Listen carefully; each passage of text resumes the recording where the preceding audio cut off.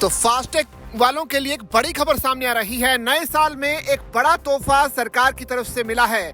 KYV यानी know your vehicle की अब से जरूरत नहीं पड़ेगी, क्योंकि NHAI ने इसको लेकर एक अहम फैसला लिया है, जिसके मुताबिक ये हुआ कि अगर आप फास्टैग का इस्तेमाल करते हैं और आप टोल के पास से गुजरते हो तो आपको बिना किसी झंझट के टोल पार करने दिया जाएगा। National highway authority of India यानी NHAI ने आम वाहन चालकों की सुविधा को ध्यान में रखते हुए एक बड़ा फैसला लिया है। 1 फरवरी 2026 से नई कार, जीप और वैन के लिए जारी किए जाने वाले फास्टैग पर अब अनिवार्य है अपने वाहन को जाने यानी नो योर व्हीकल प्रक्रिया लागू नहीं होगी।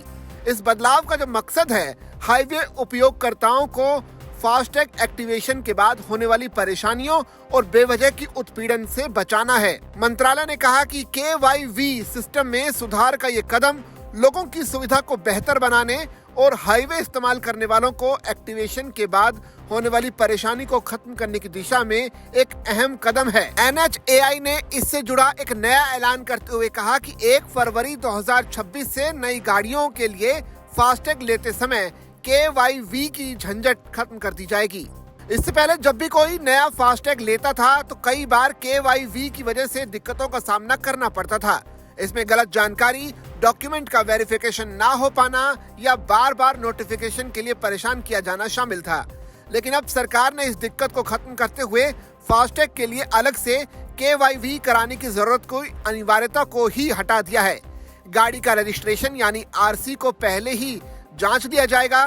फास्टैग कराते वक्त एक बार में ही सारी जानकारी को वेरीफाई कर लिया जाएगा। पहले यूजर्स को अक्सर शिकायत रहती थी कि टैग एक्टिव होने के बाद भी बैंक या अथॉरिटी की ओर से वेरिफिकेशन के नाम पर देर की जाती है।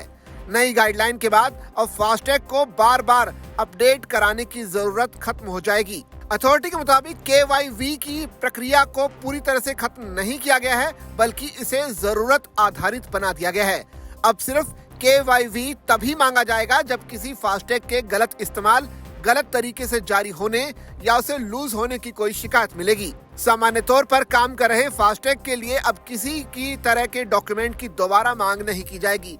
यानी एक तरह से आम लोगों को काफी हद तक सहूलियत देने की कोशिश की गई है, क्योंकि हम देखते हैं कि अक्सर फास्टैग जारी होने के बाद भी गाड़ी चलाने वालों को टोल पर रुकना पड़ता है, बेवजह की जांच झंझट झेलना पड़ता है।